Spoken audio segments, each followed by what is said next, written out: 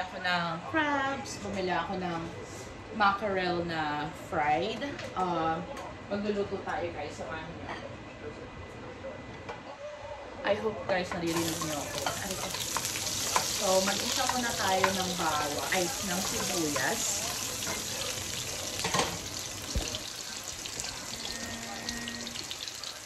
Ayan guys.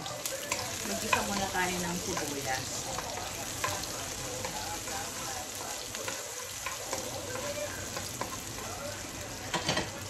Tapos ng bawang. Nalagyan ko ng maraming bawang guys. Gusto ko yung maraming bawang. So yan guys. Mag-isa muna tayo ng bawang and sibuyas. So ito guys, binili ko to sa itong mackerels. Binili ko sa Asian store. Sasabawan ko sana, lalagyan ko sana ng sarsyado. Pero wala akong wala akong itlog and kamatis. So ngayon, may crabs ako. Bumili ako ng blue crabs. Iyon na lang ang lulutuin natin ngayon, blue crabs. Na may kalabasa and batawag dito, sitaw. Guys, tignan mo naman yung sitaw kung magkano. So, ganitong karaming sitaw, $5.27 sa Asian store. Tapos, itong sili, $2.03. So, haluin lang ito natin ng haluin na parang lutong-luto na. Tapos ilalagay natin yung crabs. Siguro pwede ko nang ilagay yung crabs guys.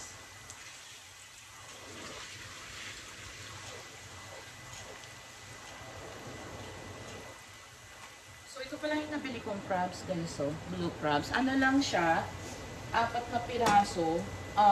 Umabot na siya ng $16. Ganun. Mahal ang crabs dito sa amin eh. Pero kasi nataan ako ng Asian store. Kaya sabi ko, sige, bibili na lang ako. Ayun. So anyway, ayan lang guys, pag anuhin lang natin. Pag lutuin lang yung bawang. Hanggang sa maluto. Then lalagay ko na yung crabs guys. So, nakakatakot baka mga, ay! Muntik na akong kagatin. Come on guys, do you wanna help mom? So, ayan guys, ilagay natin yung crabs dyan para... Yeah, we captured Mr. Krabs, Yan. son and children. So, para maluto sila ng konti. Tapos, lalagyan natin ng natawag dito. Hey mom, can I do something real quick? There's a special technique. Yeah. Okay? So guys, lalagyan ko ng coconut milk, 2 neto. Sige, bang ato, see, buhay pa siya. Just pat them on the head, Just boom. yeah. They turned them off. So, haluin lang natin siya ng haluin. Ang maraming ilalagay ko dito guys, yung yung mga gulay. Kasi pag naubos yung crabs, pwede kong gawin yung gulay gawing sabaw sa isda.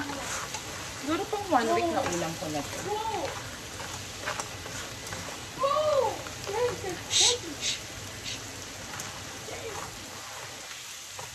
So, buhay siya guys ha. Ako, I prefer na buhay na crabs, na blue crabs.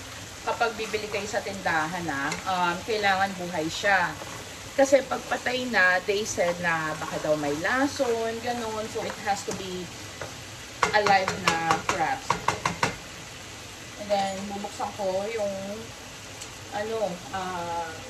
coconut. Coconut na.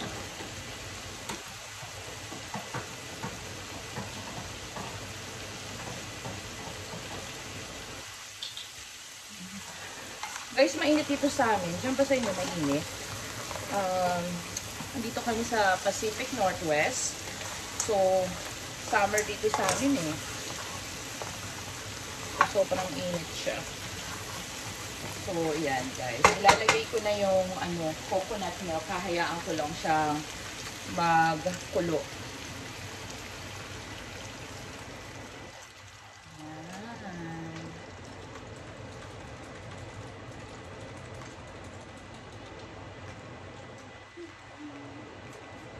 siguro tama na yun yung isang coconut milk. So, papabayaan lang natin siya kumulo, guys. Pero, ibabaliktad ko. Ganyan.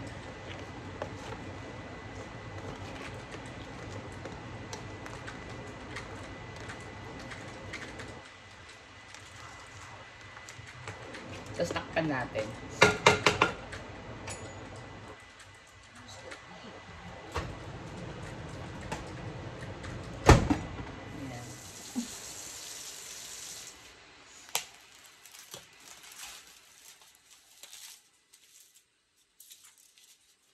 So guys, itong sitaw, lahatin natin. Kasi masisira to sa amin pag hindi ginamit. And masarap naman siya pag nasa ginataang squash.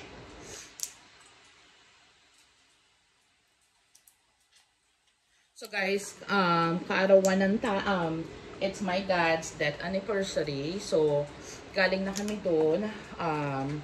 Binisita siya.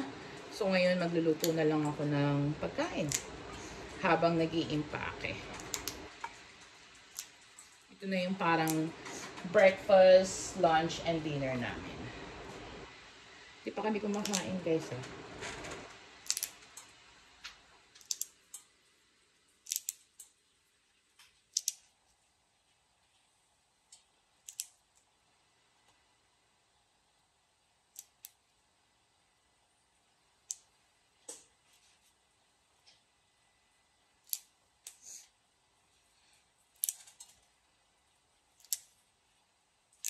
Hey guys, paano kayo magluto ng ng crab na ginataan?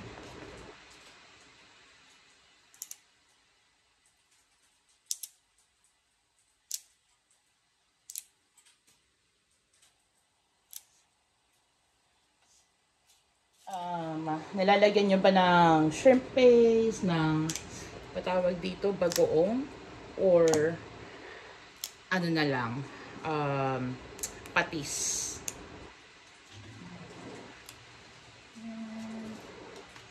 Kunti lang to guys kaya kailangan gusto ko lahatin na natin.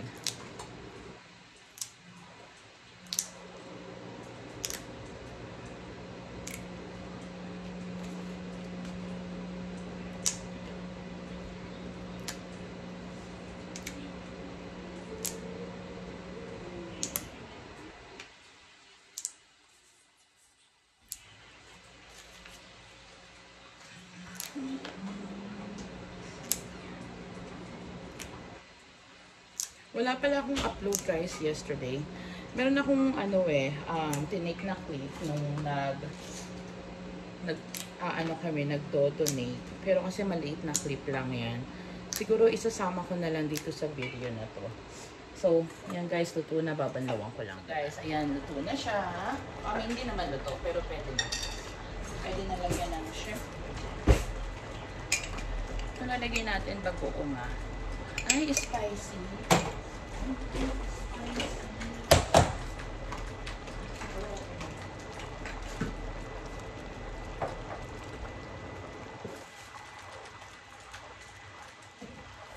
Siguro lagyan natin. So, meron ng, parehas ng spicy pala.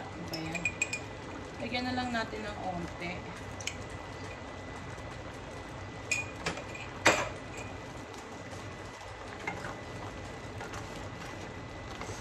So guys, ayan, luto na yan actually. Lalagay ko na lang yung mga gulay. Then, pababayaan lang natin siyang umulo and maglasa.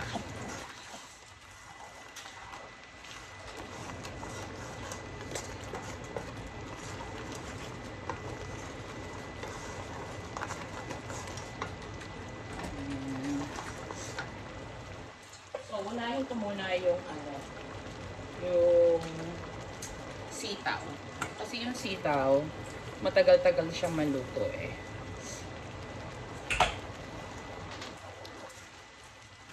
Yan. Hayaan natin siyang kumulo.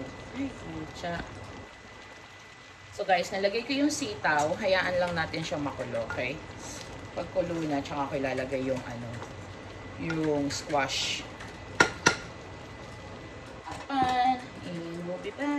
guys, dinagdagan ko ng kalahating coconut milk kasi onti lang eh, parang natutuyo yung ano niya, yung sabaw. And then nilagyan ko ng onting shrimp paste bagoong para maglasa. So, hayaan lang natin siyang kumulo na kumulo. Okay? We'll be back again.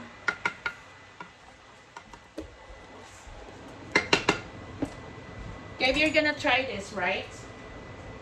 Yes, good job.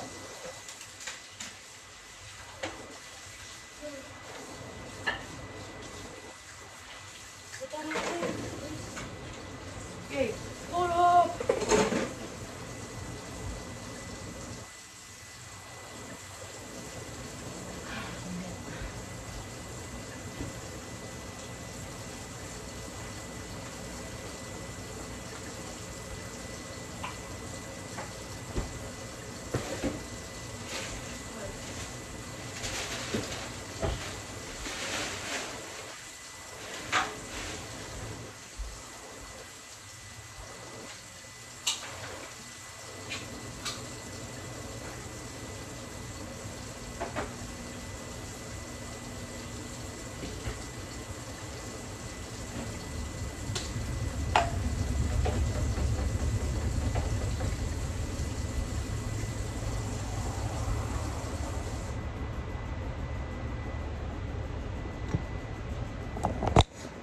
Guys, kumukulo na siya.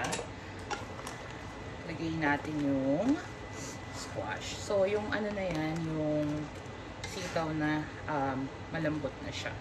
Baliktarin lang natin.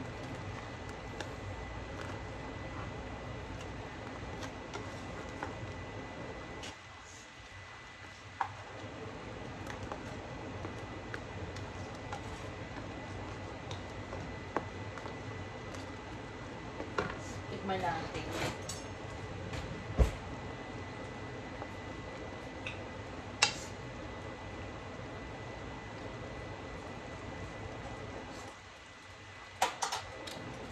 Kulang.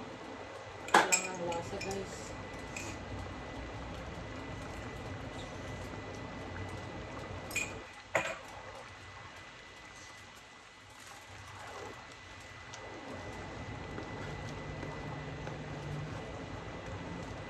So, pretty much guys, ang habol ko lang dito is yung ano, sabaw. Kasi nabilig yung alam kong isa ng sabaw. And then, ilalagay na natin yung kalabasa. Pero hindi ko na siya tatakpan kasi gusto ko siyang magtuyo ng onti lang. Masyadong yata maraming kalabasa yung pinat ko, pero okay lang.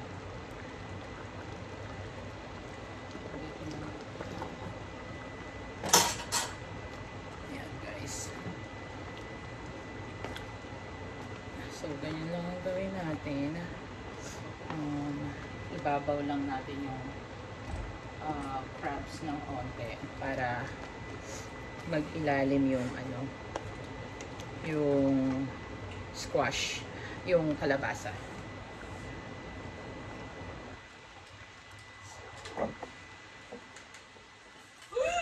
Is it good, Gabe?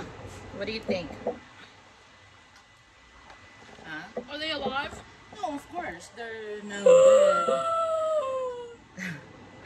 So guys, di ba nakita niyo sa video na ilang beses kami nag-try na manghuli ng crabs, no luck. So ngayon, bumili kami ngayon. Pero ngayon, ganyan ang gawin natin. Hayaan lang natin magkulo and we'll be back.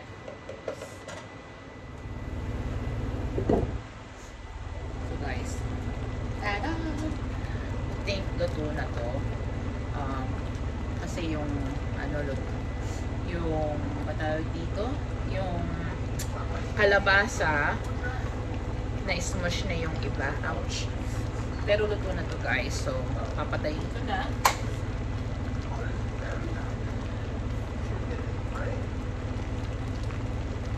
So, yan na yung ulam natin. Kamain na kami ni Gabe. Gabe, look. Oh, wow! Okay. So, guys, let's eat. Kain tayo.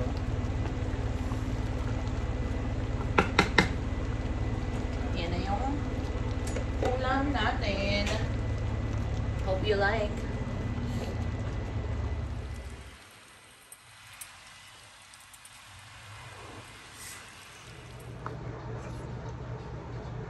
Show them what you've been eating. These pieces. So that's the eggs of the crab. Oh, this one, I'm gonna open it. Bobby, say hi. Hi. So I don't invite Bobby when it comes for eating Filipino food because he just doesn't eat Filipino food. Guys, I tried, or else we're just gonna fight. Gabe, on the other hand, he loves any kind of Filipino food. And mostly, what's your favorite, Gabe? Rice and sabaw. Rice and sabaw. And what color of the rice and sabaw you were eating? Red and yellow. Yep. So when he said red and yellow, it means that is what you call this? Kare-kare and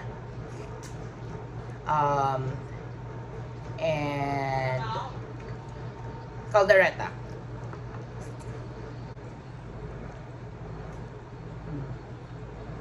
So guys, hihimayan natin siya ng crabs kasi hindi siya marunong maghimay.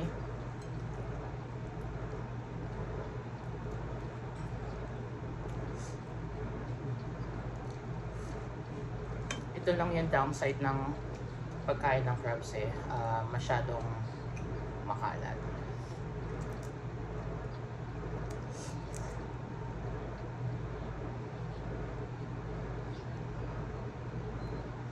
And mostly kapag yung blue crabs ang gamit natin, sobrang liit, kaya mahirap kainin.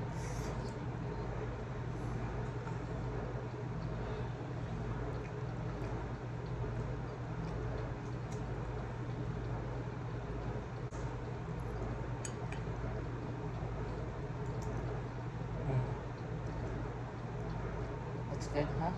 Okay. You use like 4 hands like this. You do it like this. Yeah, but don't just eat it like this. It's up to you. That's why it keeps spilling and you have to move your face on the plate. Yeah, no. There you go.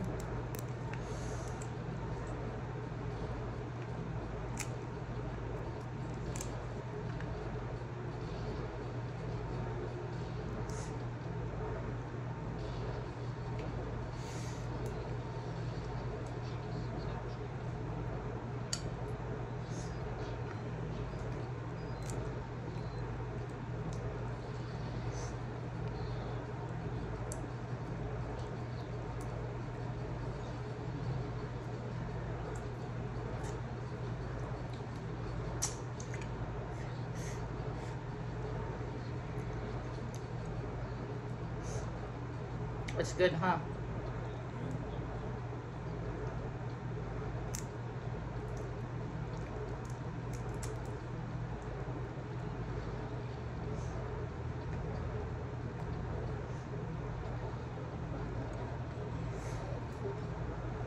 So guys, ganito lang kain natin.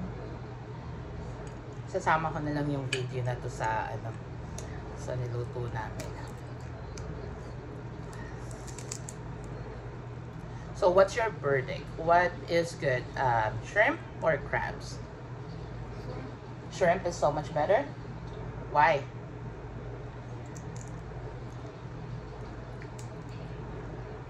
I just like to stick with it. Yeah, because I think crab is so much, it's a lot of work before you eat it. That's why. And shrimp, you just take it out a little shells.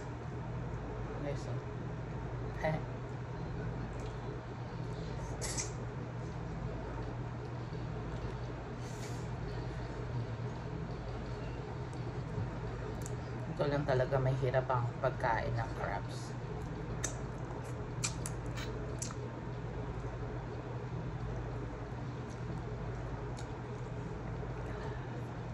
this one. Ow. Eat this with your rice. There you go.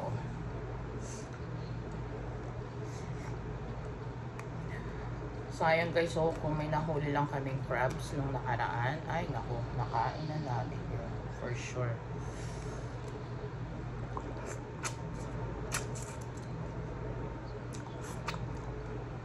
Kaso wala eh. And I'll give you this, a little of this fish. This fish is really good. It's crunchy. He likes fish too. Gabe loves fish. What is this? Hmm? Yeah. Yep, that's the one. That's eggs of the crab.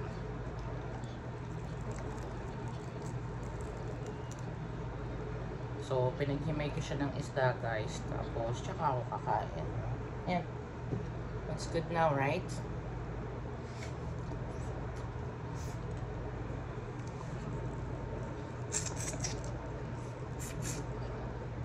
It's just messy when you eat.